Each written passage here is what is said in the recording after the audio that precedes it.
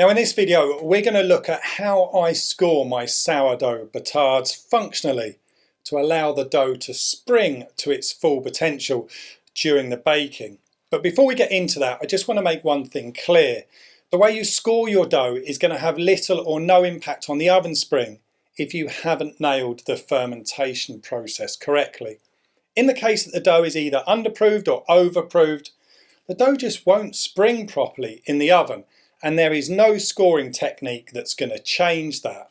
You know, scoring is just another small cog in a big machine, and each step in that baking process needs to be completed properly for everything to come together nicely. There's no secret to this. If your dough's fermented properly, it's going to kind of burst open whether you score the dough or not. The purpose of the cut is to determine where the dough is going to open and to try and control the outcome. Now, if you can hear a bit of echo in today's video, apologies, I'm redecorating and soundproofing the studio to try and improve the quality of these talking head segments for you guys. So bear with me for a couple of weeks and I should have everything nailed. Now, I'm going to break down each stage of my scoring technique and the different style alarms that you can use. But, you know, in a nutshell, this is how it's done. I turn the dough out of the basket so that the dough is running lengthways away from me. And then I cut into the center of the end that's furthest away. And then holding the blade at an angle, I score the loaf all of the way to the other end with a slight curve towards the hand that's scoring. The end of the cut finishes in the center of the end that's closest to me. And then lastly, I make sure that each end is scored halfway between the bottom and the top of the dough, and that just makes sure that the dough is going to open out properly from end to end. Now, to avoid your blade snagging and sticking in the dough during the scoring, it's helpful to understand just a little bit about the dough temperature and hydration. I always cold proof my dough in a basket in the fridge so that the temperature drops right down to around 4 degrees Celsius. The dough tightens up really nicely, and then when it's time to score, the blade just travels effortlessly through the dough.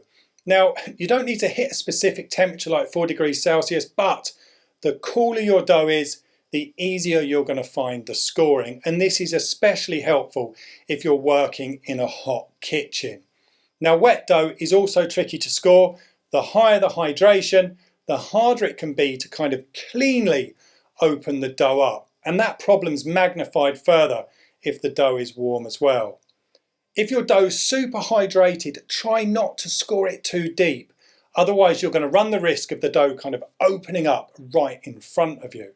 Now, if you are struggling with scoring, just dial back the hydration a little bit and make sure that the dough is nice and cold. Now, you can either choose a alarm that's got a curved blade or one that's got a straight blade. The curved blade seems to cause a bit of confusion, but really you can use the same technique for either style of alarm.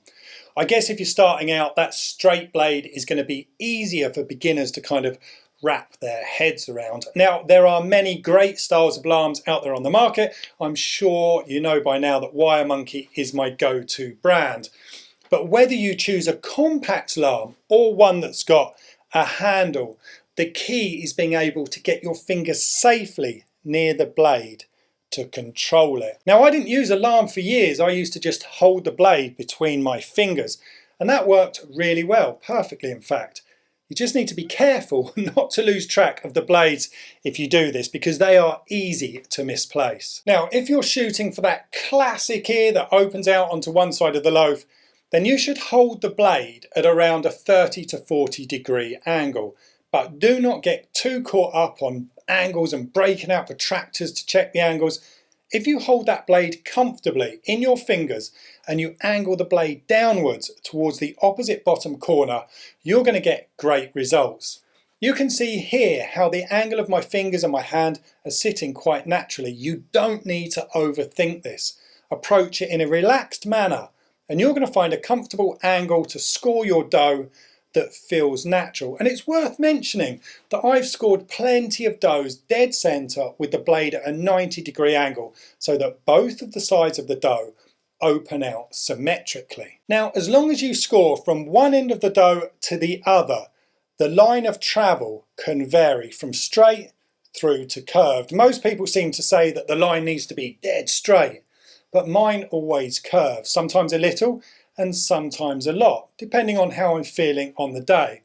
But generally, I cut into the dough at the centre point on the furthest side of the dough, and as I'm scoring, the direction of travel slightly favours my right hand side, and I find this really comfortable. Now I make one pass when I'm scoring, and that's at a depth of about 5mm. Now some of you guys have told me you prefer making a second pass through the same cut to make it deeper. Now on the few occasions that I've tried this, the dough opens out more, produces a great looking loaf. It's just got a bit of a lower profile. So if that's your objective, then scoring deeper may well work better for you. Just be careful trying to make a deep score with that first cut, unless the dough is nice and firm, because you'll probably end up with the blade snagging. Making a second pass through the same cut will produce kind of a more refined result, I guess. The razor blade's super sharp and it's designed to easily slice, so don't go using it like a saw and hack backwards and forwards at the dough. Pull the blade in a relaxed but confident manner. Think of a surgeon using a scalpel, not of a logger using a chainsaw. And then after you've made the cut, make sure it extends halfway down the two ends to make sure that dough isn't constricted when it springs in the oven. Now I find going back and nicking these ends with the razor blade really helps. So find a lamb that is comfortable to use and gives you really good control over the blade. Remember that higher hydration doughs can be a little bit trickier to score, but in every case, dropping that temperature of the dough by finishing the proving in the fridge will make the dough a lot easier to score. Hold the blade at an angle and confidently score from one end of the dough to the other, making sure that the cut extends halfway down the ends of the dough. Now, just like everything in life, sourdough is most definitely full of science, but it's also an art. Let your own styles and techniques develop. Scoring isn't a lesson in geometry or angles or whatever. It's about repeating the process until you find your own scoring style. I want to give a shout out to Tom over at Sourdough Journey. He kindly reached out to me for a meetup and a chat while he was in Athens last week. Cheers, Tom. That was good fun. I'm going to be chatting more about that in my community email. Now, if you aren't signed up, you'll find a link for that in the video description. And if you find yourself at a loose end, if you're in Athens, then drop me an email. I'm always happy to meet up for a good chat and a coffee. A huge thank you for watching. I'll see you again very soon. Stay tuned.